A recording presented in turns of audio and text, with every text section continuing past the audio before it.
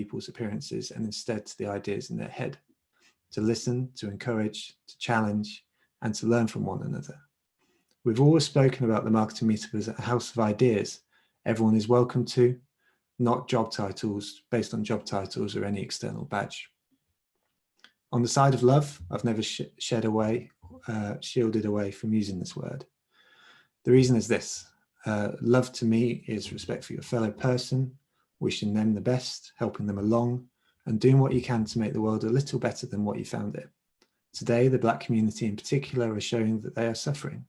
If they suffer, we all are. And while I feel like we've been doing everything we can and with the best of intentions over this time, it doesn't mean that we can't do more. We speak about being positively lovely. And one of the key components of this is being positive. Words are one action, one thing, but positive actions are another. Whether it's educating yourself, looking for opportunities to help others, or just adding a voice to the ever-growing shout for a better world and justice for those who deserve it, take that responsibility to do so yourself. Ultimately, the more people that do that, the closer we'll get. I don't have all the answers, but I know that I'm going to try. So to all the humans with ideas, you are welcome through our doors and to our community whenever you like. To those suffering, we'll do what we can do to help. And I'll welcome any suggestions on how we can make this community and the world a little bit better. So sweet. That's that bit done. So thank you. With all that said, today we have the absolute pleasure of welcoming John Moss and Chris Smith to come and speak with us. This is the first double header, folks. John and Chris both work at JA Consulting, a consultancy specializing in helping companies through sales, business development, change management, and so on, but with a true human focus. Both are leaders in their own right with seriously impressive corporate backgrounds, which I know they mentioned in the presentation, working with some of the world's largest companies. Particularly, they focus in the energy, government, and professional service sectors. Fun fact is that Chris was the first person to ever interview me for a job in the real world. And I'm proud to say that I did end up working alongside him for a short amount of time afterwards. Both John and Chris are people I really, really respect, both the experience and opinion of. John and Chris presented a version of this session at the marketing meetup this year, shortly before COVID struck. It was so good, I asked them to come back. The thing that struck me from the talk was that the lessons I learned were things that I'd never heard before. While I sit through and attend many talks, the theories they presented and the attitudes that John and Chris shared were things that I could put into practice the next day. This is the important thing about this session. We negotiate every day, whether we know it or not. Knowing how to navigate these kind of scenarios is an absolute superpower, but it's not something we examine often, even to the point of many folks I know being actively uncomfortable in these scenarios. John and Chris are here to help you today. And if you enjoy this session, we'll also be running an in-depth session later this month. You can find that on the Marketing Meetup website. It's going to be like a 4-hour session. This session, though, will be split into two, 30 minutes presentation and 30 minutes Q&A. Get your questions in now, because we'll be answering questions throughout the course of the presentation and then afterwards as well. So if you've got a question, you can wiggle your mouse. You'll see at the bottom it says Q&A.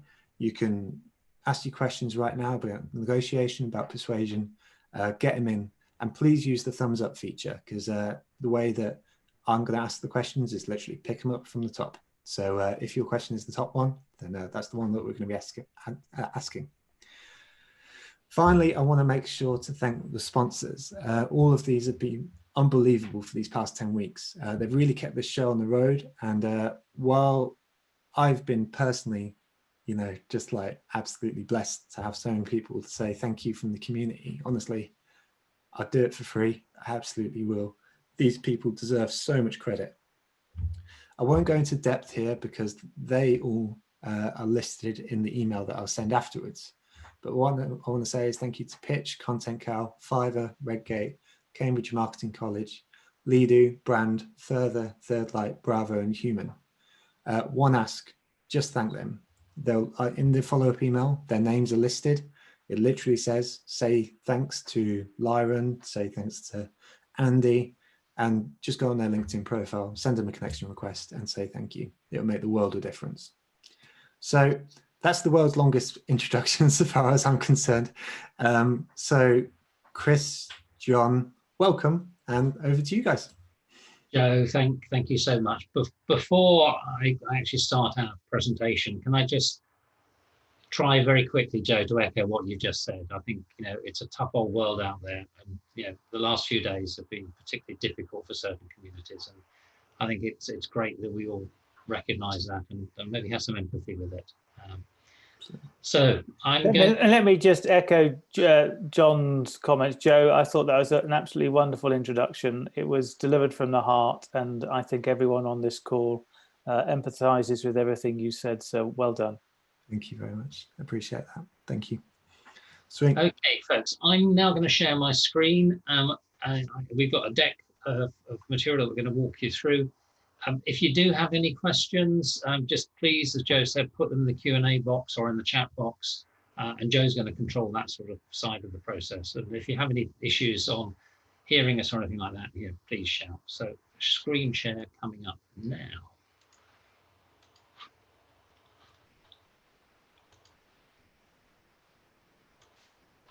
Right, hopefully everybody can see it. I'm looking at Joe, and Joe's giving me the thumbs up. Thank you, Joe.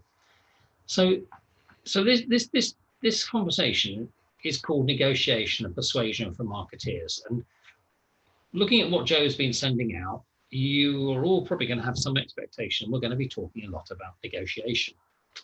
Well, we are, but we're actually going to be spending quite a lot of time talking about persuasion.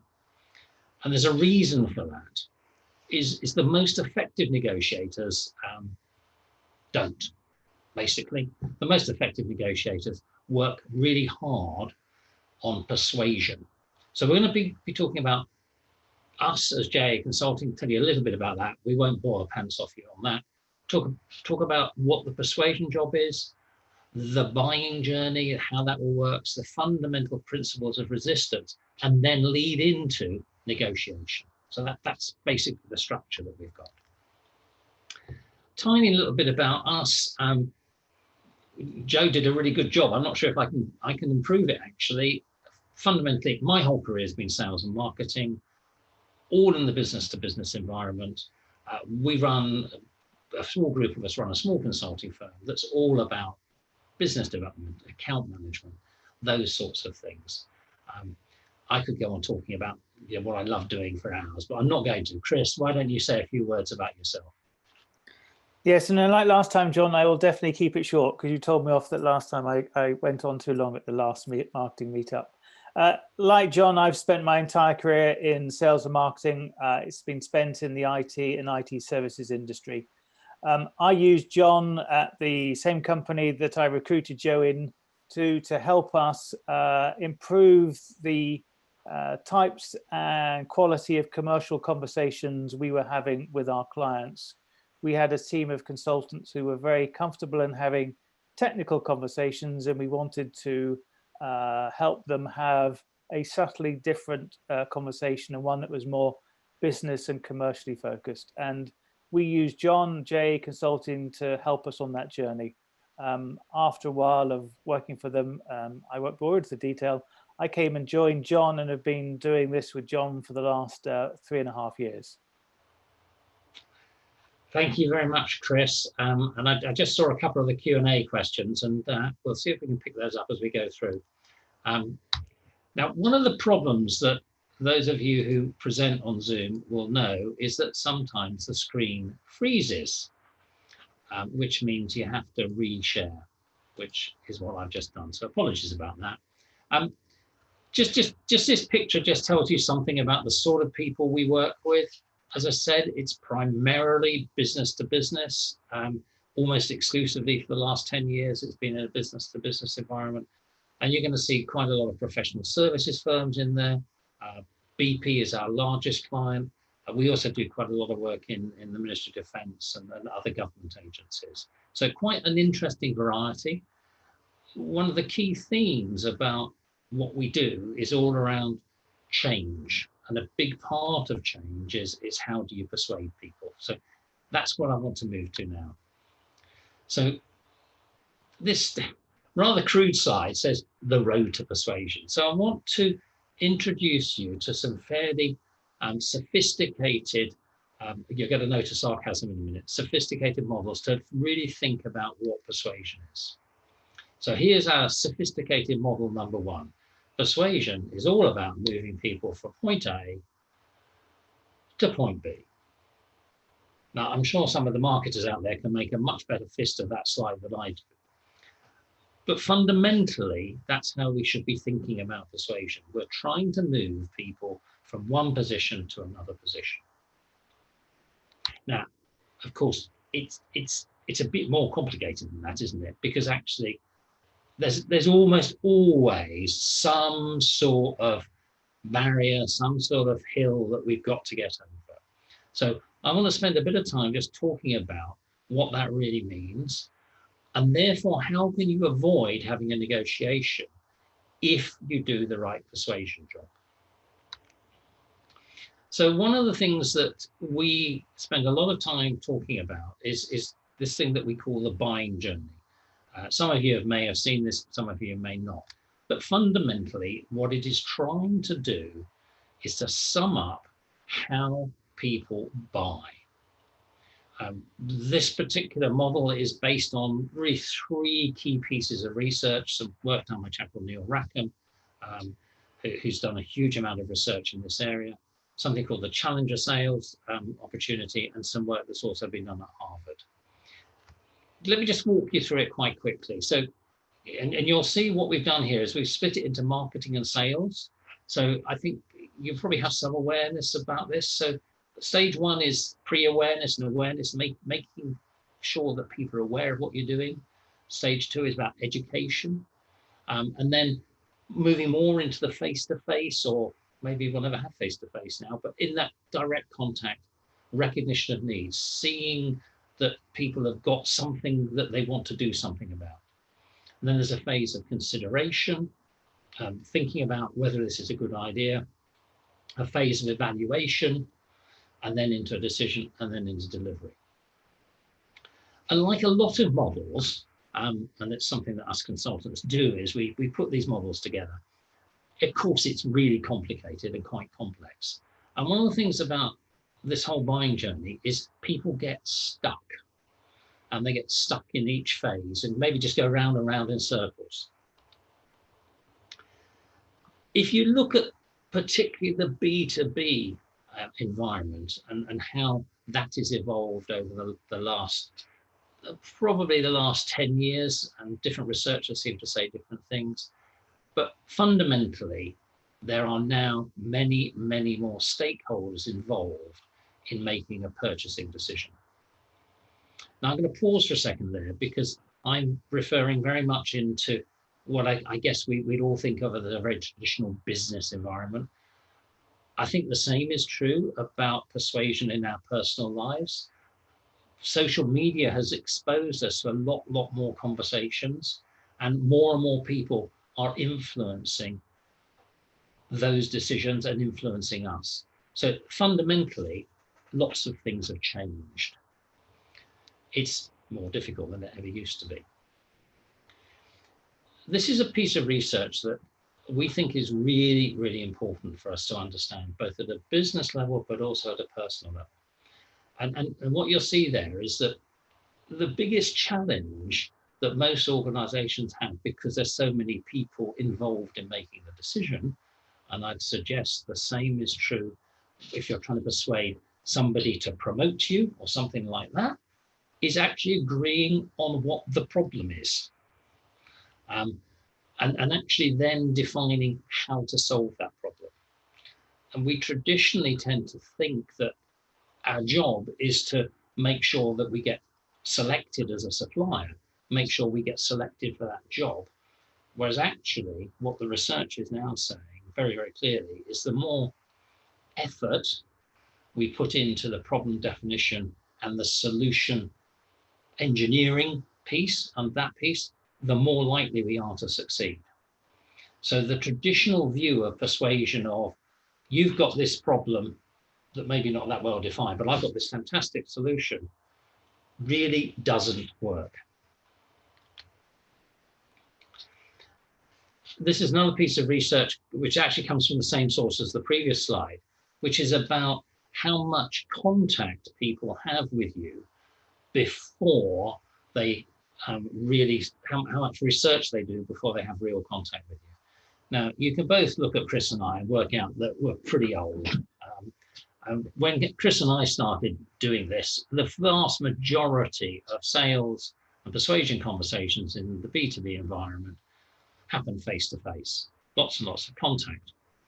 Not anymore. People out there are doing a lot of research online. So for the marketers, that's a really, really important point, because it's so crucial that the online presence is right, is getting over the right messages. I know you all know that, but this is just such a crucial part of this whole journey. Now let's talk a bit more about persuasion. A lot of people think that logic is what you need to have in persuasion. And we don't disagree with that. We think logic is really, really important. The only problem is it's not enough on its own. Logic works if they're really prepared to listen, if they've clearly got an idea of what the situation is. And it will work if they're not too resistant to change. Without logic, then you're going to have some problems with persuasion.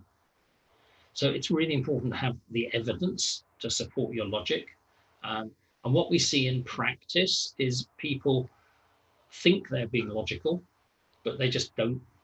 They don't build in the links. They don't show how they've got to where they've got to. The problem we have with logic isn't logic itself.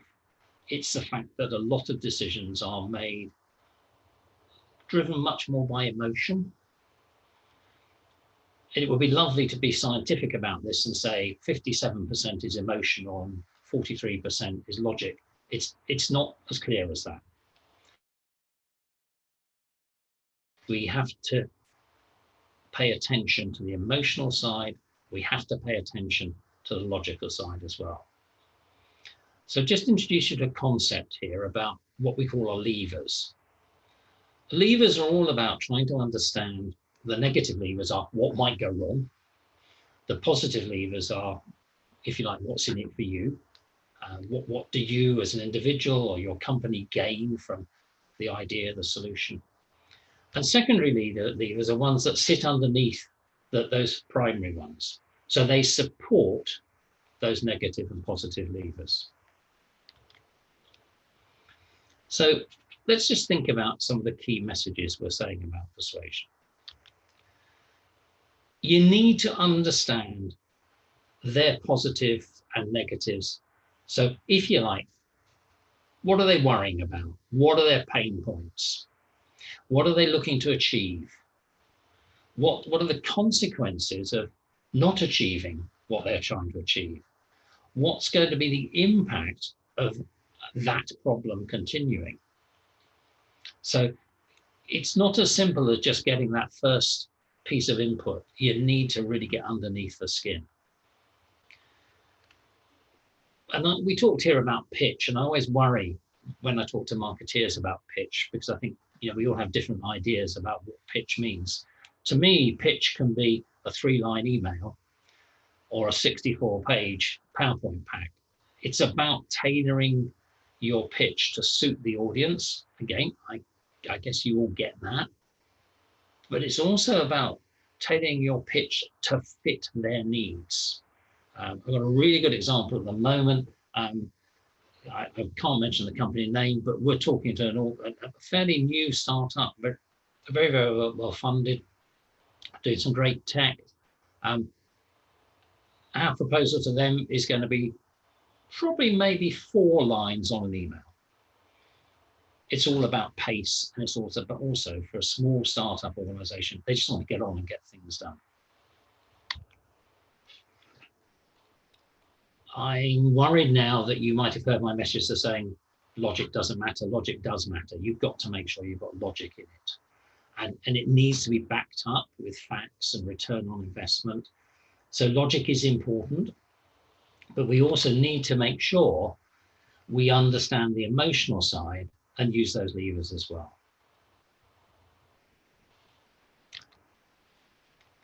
So this raises the question, well, what the hell can you actually do? So the first thing we want to say about being persuasive is this is all about asking questions. And you've probably all heard, well, what sort of questions really work? And I bet you've heard open versus closed questions. You should ask open questions, yeah? You shouldn't ask closed questions. That's one of the key messages that people are told. Unfortunately, the research doesn't actually back that up. So if you just pause for a second, if you imagine you meet somebody who's a raving extrovert, they just love talking. So that's probably me. Versus you meet an introvert who really finds it struggles to have that conversation.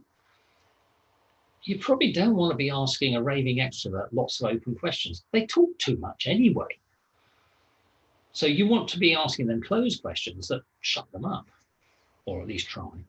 Whereas the introverts, you want to open them up. So you really need open questions too. So that's the problem, because you don't know what the psychological preferences are about the people you're meeting. If you're thinking about persuasion in the context of you and maybe your job environment, maybe you do know, and therefore you can do some different things.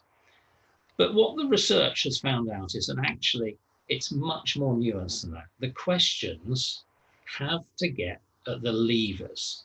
They have to get at what is it that really, really matters to that individual. What I'm going to do now is I'm going to hand over to Chris, who's going to talk much more about what this means in terms of negotiation and what it is the very best negotiators do. So over to you, Chris. Need to unmute yourself. Yes, I know. I'm just doing that. Thank you, John. Good evening, everyone. Thanks for listening. So, what is the difference between persuasion and a negotiation? Well, persuasion really is just a very simple one-way process. It's about trying to persuade the people you are having a conversation with to move them to either accepting your solution, accepting your point of view, accepting your case. So it's very simple. It's you are persuading them to move to you. Now, negotiation, on the other hand, is very different. Negotiation is a two-way process. The whole definition of negotiation is you're trying to get a common agreement between two parties. So with negotiation, what we're trying to do is persuade, is get to a position where we both agree on something. So we both move to a point in the middle. Now, it goes without saying, the very best negotiation is those that are a win-win. Now, I would suggest maybe look at some of the negotiation that's gone on in Brexit. Dare I raise that awful subject? But actually, you would say there may well have been some of the strategies that were being adopted by politicians on both sides was not a win-win strategy in their negotiation. It was a win-lose. I want my position and I don't care where you end up.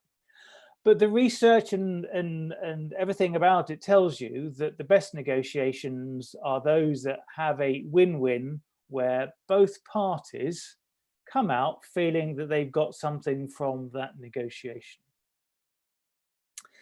Now, what can you negotiate on? Now, what do you think that you can negotiate on? Now, often I think the answer that initially people will come up with is dependent on whether they may be sitting in a marketing team or whether they're sitting in a business development role. And so there will be probably some subtle nuances that. But typically, when people are asked this question, and we run a course called on the effective negotiating skills, and we have a session on negotiating. What can you negotiate on? And very typically, the conversation will dry up fairly soon, and with people saying, do you know what, the only things we can negotiate on are price and time And then with a little bit of persuasion, you might get resourcing out of that. And a little bit of persuasion, you might get some other topic that you think you can negotiate on. But actually, if you spend the time on it, there is an awful lot that you can negotiate on. When we've come back to this topic in the course we run, we've got up to, with some facilitation, we've got up to over 130 items that people can have in their negotiation back pocket. So our experience and the very best, and the research tells us that the best negotiators have a long list of things that they are going to negotiate on. And it is way more nuanced than just price, because you can cut price down into a whole variety, for example, of different items. So price, for example, could be, is it going to be time and materials? Is it going to be fixed priced? If it's fixed price, are we going milestones, and how are those milestones, what percentages are going to be split out on that? Are we going 30-day terms, or am I going to give you a discount if you pay in 7 days? Are you going to pay me in euros, or are you going to pay me in pounds? So you can start breaking price down into an awful lot of things. But the very best negotiators know not only the price of the item that they're going to negotiate on, but they have spent the time understanding the value of that item to their client. Because there isn't necessarily a correlation between price and value. Often something that is low cost to you could be seen as very high value to your client. So they spend time getting their list of negotiables out. They then spend time thinking about what the cost is to them and the value is to their client. And then the very best actually build their plan around those items. They will decide which sequence of things they're going to give away in that negotiation. And they will typically, the very best will start with giving away things that they believe will be perceived as high value for the client, but low cost to them. And then they'll work through their list as they progress through. They will not deliver all of the items in one go. They will work through each one.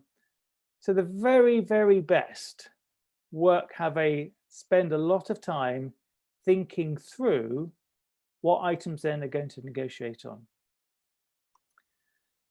But that's all very well and good, but negotiation really is a complex mix, and we do dive into this in a lot more detail typically, so I can only give you a very brief snapshot of it.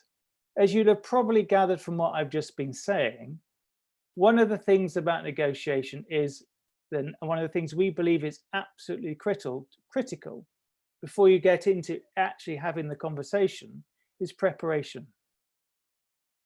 Preparation can mean many things. It isn't just about what I was just talking through, identifying the list of negotiables.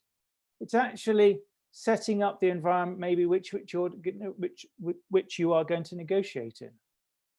Interestingly, one of the very best negotiations I ever had was with a tech company up in the East End of London. And the negotiation wasn't typical, as it most often is done, across the table, face to face.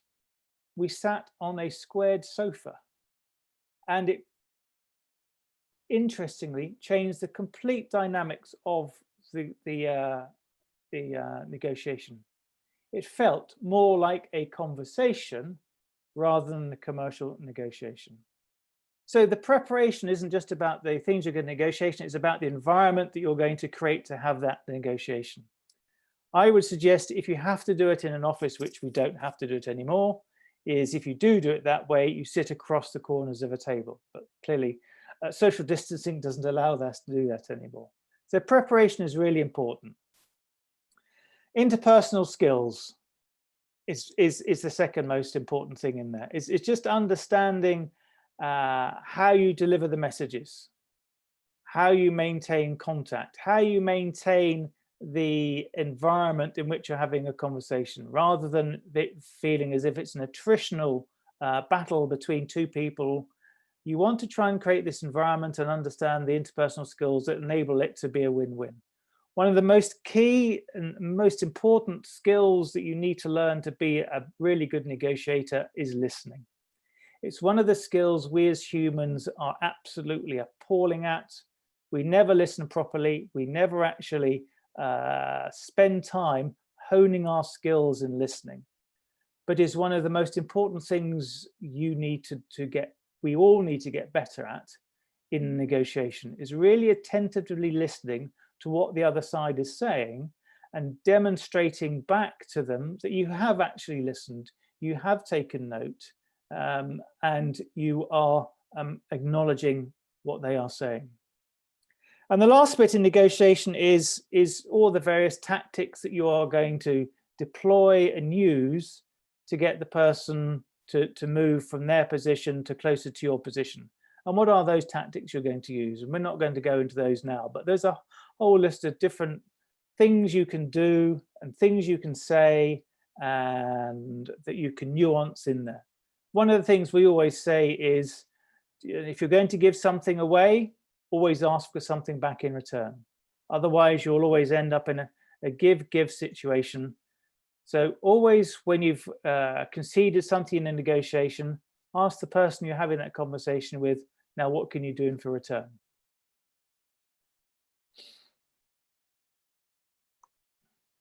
So what are the negotiation behaviors that the best do? I can't even say it properly. Well, as John was saying, actually, the very best don't negotiate unless they really have to. They spend their time persuading people to their point of view. They only negotiate if they really, really have to do that. The best people, as I said, persuade first. But too often in a negotiation, we concede far too early. An example it often might be that says, do you know, for this type of project, can you give me an idea of what the cost might be?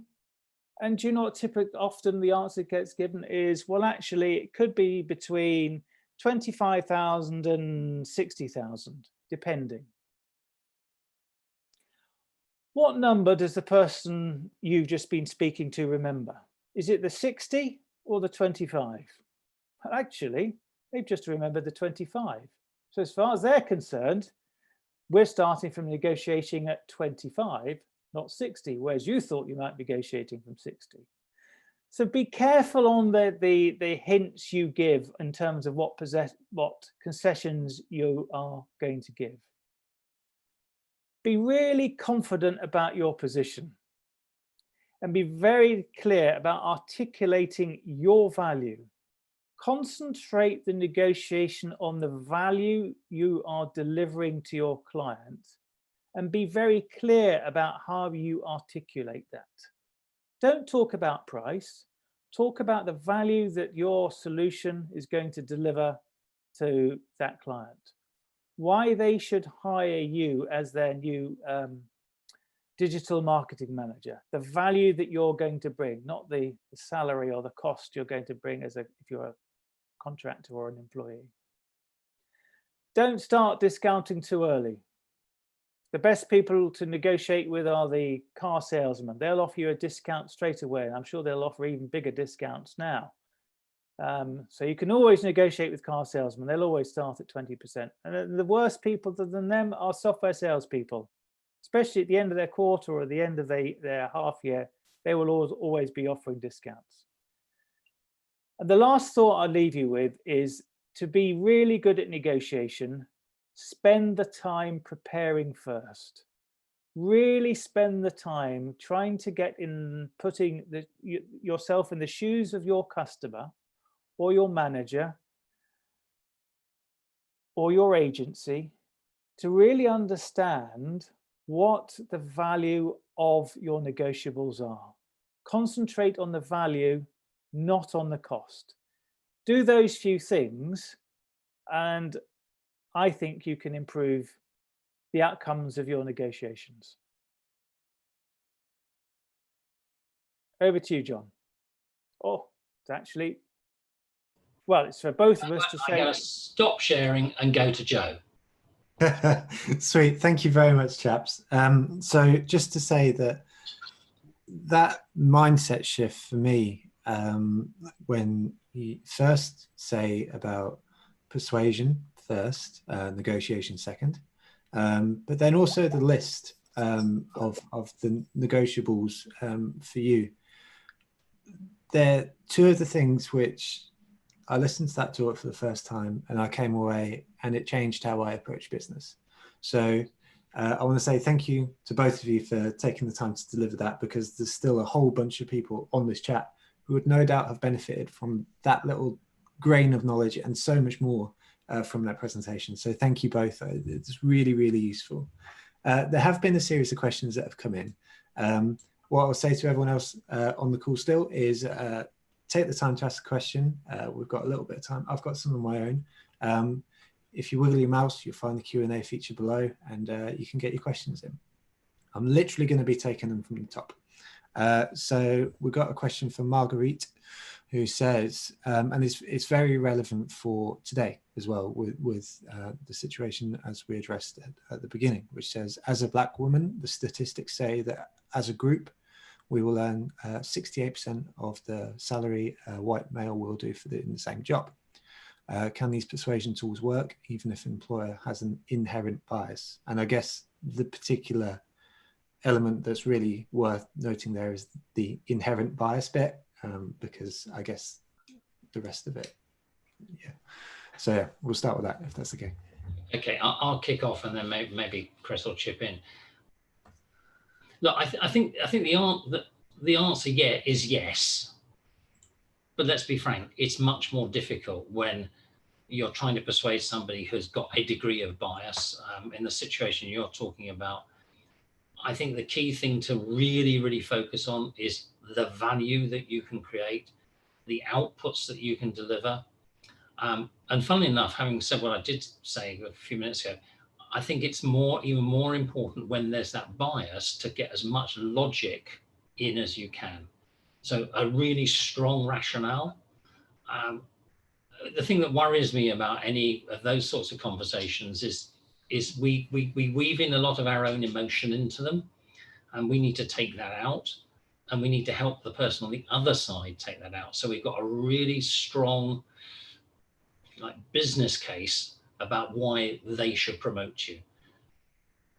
That can only really work if you've got some strong value you've delivered. So I do a lot of coaching work, and one of the key things I say in that is build your story of the value, document it, and then take time to do that so it's thorough and it's rigorous. Yeah, I think that's what I'd say. Chris, what are your thoughts? The only thing, well, I think it's very hard to persuade someone who has an inherent bias, and well, quite frankly, I wouldn't work with anyone if they are making decisions based on race, because that's completely unacceptable to me. But that's me saying that. I would base it on value, and I would use using John's analogy of stories. I would call it case studies or evidence of past things I have done, and the value I've delivered to the clients I've worked in the past to demonstrate why I would be the right person to come in and undertake that role. Okay, can I just add in another point? Because in the B2B environment, in sales and when we're helping people, we do come across a different sort of bias. And one of the key things that we coach people to is sometimes you've got to walk away. And, I think, none of us should ever forget that's always an option for us. Yeah. Thank you. So actually, one of the things that came up in the presentation was listening. And I'm not going to go to the top question here because there's one from Orion, which I really like, which is just simply, and it's, it is an open question. It says, how can we listen better? Do you have any particular techniques for listening better? Well, as I said in the talk, it's a skill we as people aren't very good at. Mm-hmm. And there's all sorts of studies have been done that we start by not having an open mind to listen to what someone's saying. So we're already filtering because we know we're going to this negotiation to achieve this. So I've already set an agenda in my mind. So I'm filtering out already anything else that's being said to me because that's not on the agenda that I've said. So that's number one. Two is in a negotiation, or how you listen better, is try and cut out all the other distractions that are happening around you. How often have you sat in a room on maybe the third or fourth floor with a nice big glass window? Someone's been having a conversation, you've looked out there because the car has just reversed into the lamppost. And you come back from looking out of the window, watching that car and go, haha, what an idiot. Can't imagine how he did that. And you come back to the conversation and go, what were we talking about? So there's those types of things. And it's other simple things like, if you in a negotiation or a conversation, how many times do people pick up their phone? To me, that's also very annoying. It shows a level of disrespect, I think. So one of the other things, put your phone away, just turn it off. Move as many distractions away from you as possible so that you can actually concentrate on the conversation. And if you can concentrate on that conversation, I'm sure you'll get a better outcome. But it comes with practice and it comes with discipline. Absolutely. And I guess there's an element of that which could also come in. You mentioned designing the environment for negotiation and persuasion. Absolutely, yeah. As I said, I've done very structured negotiations where it is face to face. Yeah. You're one side of the table, someone's the other side of the table, and you know that is going to be a confrontational negotiation. Yeah. Others, it's been in a much more relaxed environment, and as I said, just sitting on a sofa. It sounds so bizarre. Mm-hmm. Sitting on a sofa and having a negotiation completely changed the dynamics. I couldn't believe it. It ended up like a conversation. We were as a team trying to focus on solving a problem. That's brilliant. Interesting. Tracy's just put a very nice quick post up. Listen to understand, not to fix things. Correct. And one of the challenges I used to have when I was younger is that I thought I was a great listener, and actually I was pretty crap. And I made myself write notes. And I found that meant that I listened much more carefully. I find it quite fascinating. I spend quite a bit of my time watching people having these sorts of persuasive conversations or having negotiations. And we come out and we do a review, and they've got 3 lines on their notepad. I've got 7 pages. Yep. So the fundamental question is, how well have you been listening? But just building on that, the fact that you are taking notes, I think demonstrates to the person you're having a conversation with that you are taking this conversation seriously. If you sit there with just a blank sheet of paper or don't even open a notebook, you go, are you really listening to anything I'm saying? And how are you going to recall all the things we have agreed to do during this conversation if you're not taking notes? Absolutely. Well, I'd like to prove here. Yeah.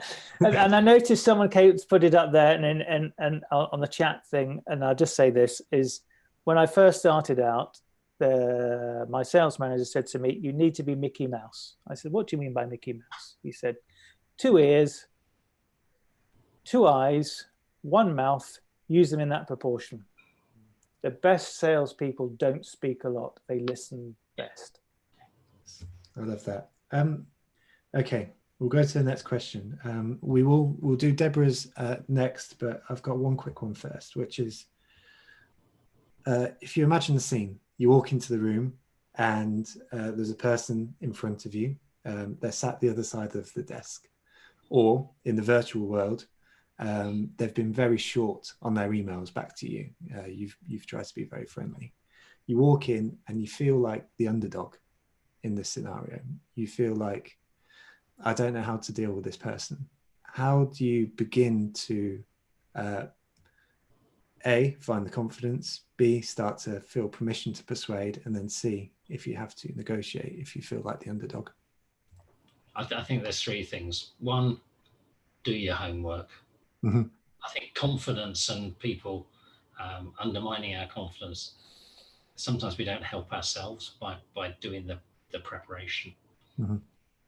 I think there's also the thing about courage.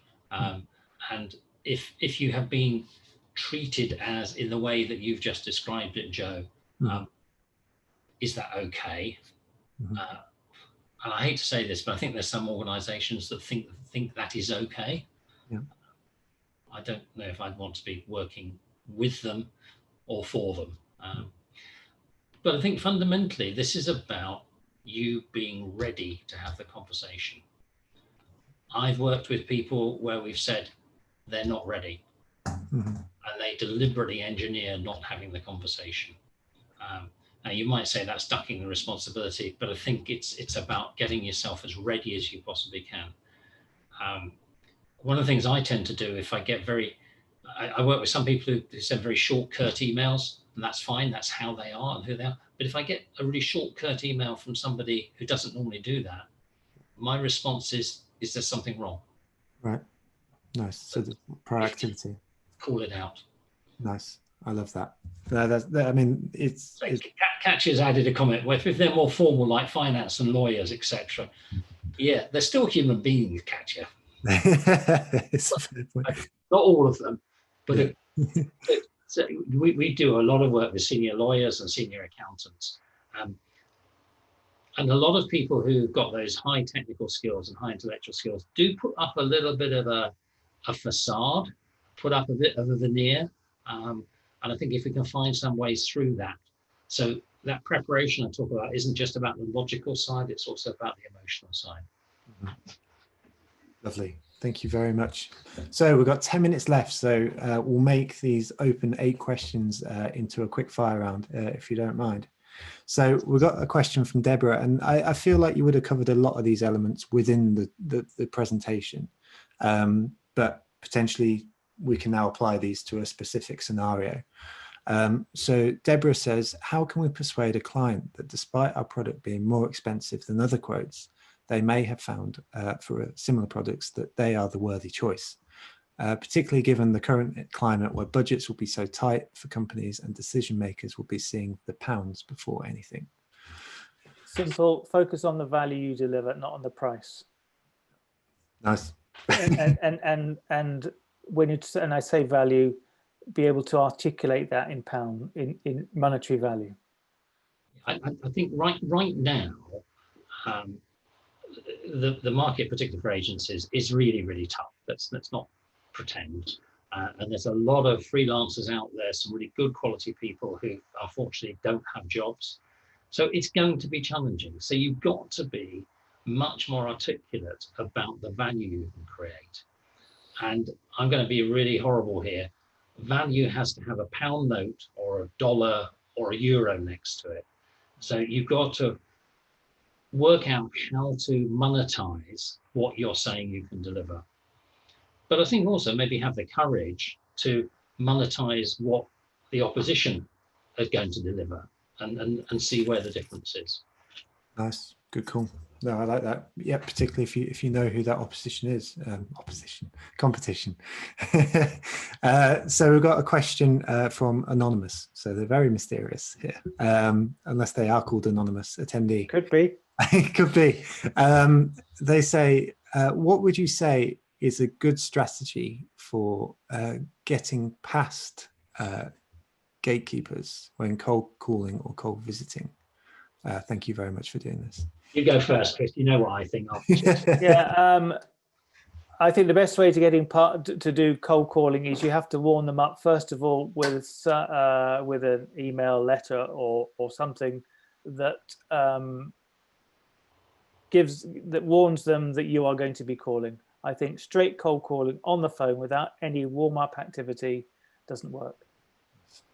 Yeah, and I'm going to say the same thing. It's cold calling. The evidence is that absolutely cold calling doesn't work. I think really strange thing. Send people a letter. How many of you get a letter these days? Yeah, I'm a big fan. Big fan of letters. I agree. I think as we're now all working from home, letters is a great thing to do. So a well-written letter that sells the need for a conversation. And marketers out there, I think sometimes maybe we forget that what is the purpose of what we're doing? So the purpose of a cold call, not a cold call, hopefully a lukewarm call, is to sell the need to have a conversation, to persuade somebody to have a conversation, not to persuade them to take a product or a service. That's a really good point. That's a snippet right there. I like that. We've got a question from Yves. So we do have a question specifically about negotiating on interviews, but I feel like we've kind of covered that. So unless John, before you do skip over that one, Joe, I think again, do your preparation, do your research. Really understand what the market's like for that particular job role. How many people are out there, and it's pretty easy data to get these days. Mm-hmm.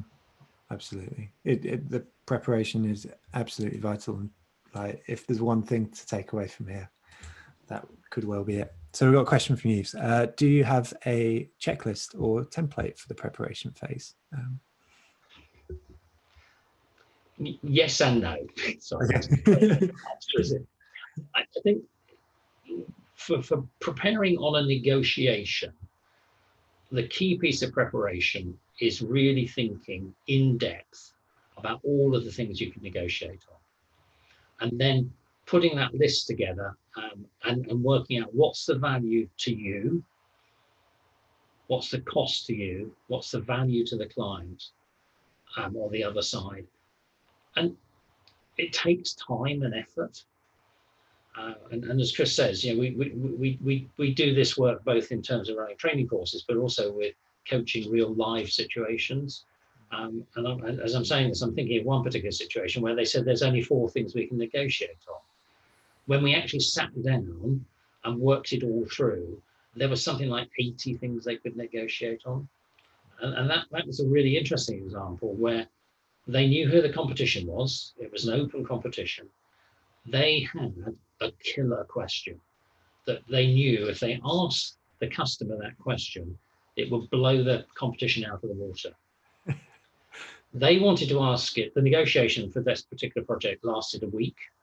They wanted to ask that question on the Monday morning. Okay. Our counsel was to, no, ask it on Friday morning. Mm-hmm. Mm-hmm. If you ask it on Monday, the competition have got enough time to maybe work out an answer. So I think it would be very easy to say there is a checklist. Mm-hmm. I think the reality is the detail will vary from time to time. It is about quantity and then honing that down to the quality of where is the real value you can create. I love that. And I mean, if there's a point here, there's a few questions coming in which are like quite specific questions, but if there's one message that seems to be reoccurring again and again, it's like preparation for the individual that you're going to be persuading and negotiating. It's not a one-size-fits-all approach. It's a very much. If there's any of those individual questions that we don't get through tonight, just find Chris or I on LinkedIn. Drop us a note. We're more than happy to engage in that conversation with you. Absolutely, and I'll link it in the follow-up. So another question from Anonymous. So how can you approach potential prospects either in the B2C or B2B environments who are searching for your marketing services? I feel sorry. Excuse me. I don't think I read that question quite right. I think there might be a better place to answer that question. So we'll come back to that one if possible. So there's a question here which says, how do you classify as levers are primary, positive or negative, and secondary? So I think that's more of a reiteration of the presentation and maybe some examples if you could.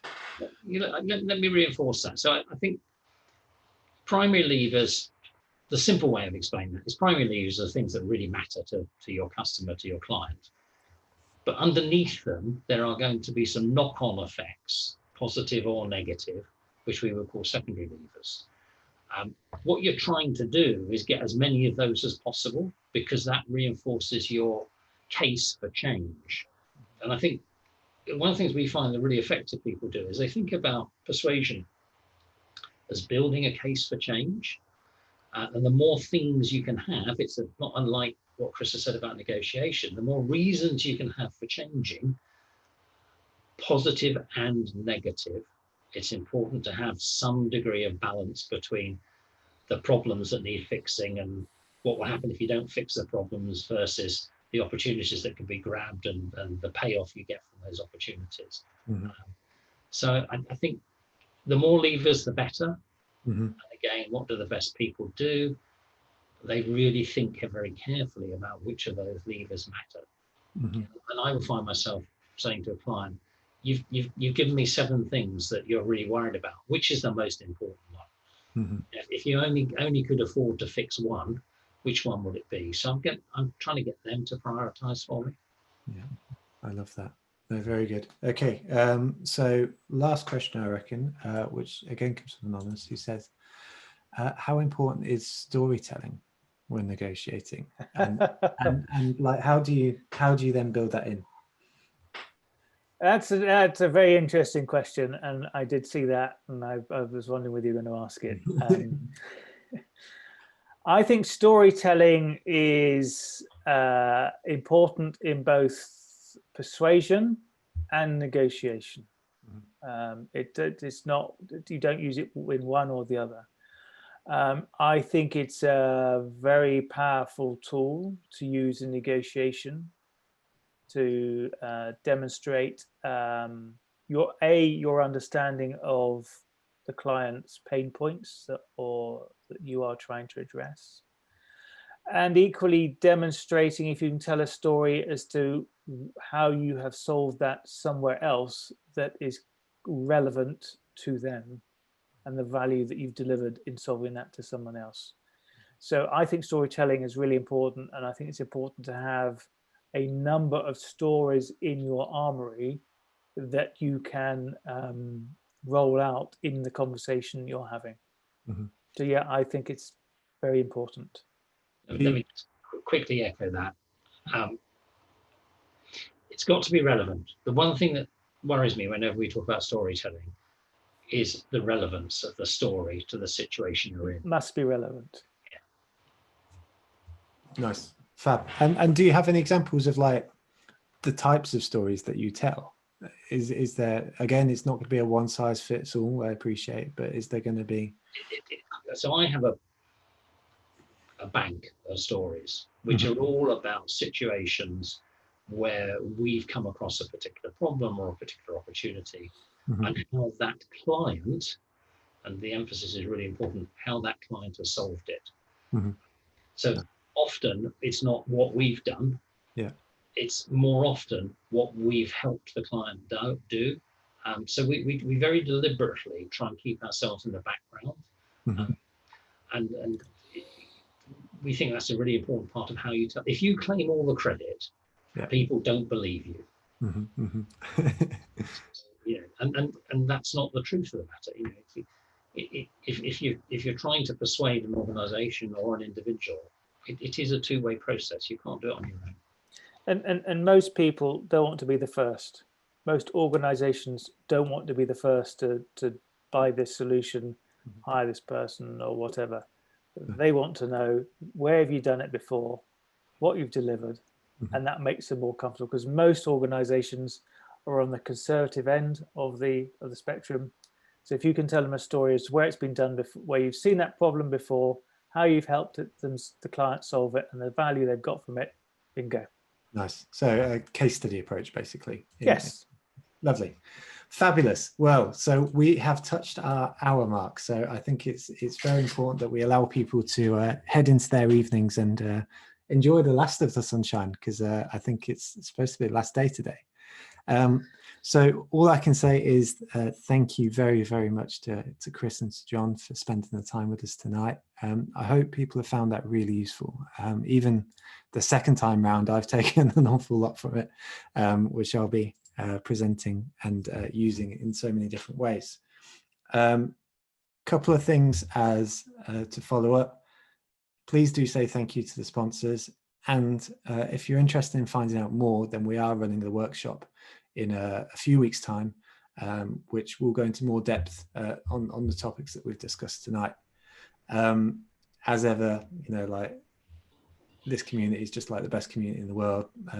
You're absolutely brilliant, and Chris and John, you've both embodied that tonight. So thank you very much, and thank you to everyone that's been here as well. Take care, look after yourselves, and I'll see you soon. Thank you. The same from us. Thank you. Yeah. Take care. So have a lovely evening, everyone. Take care. Bye now.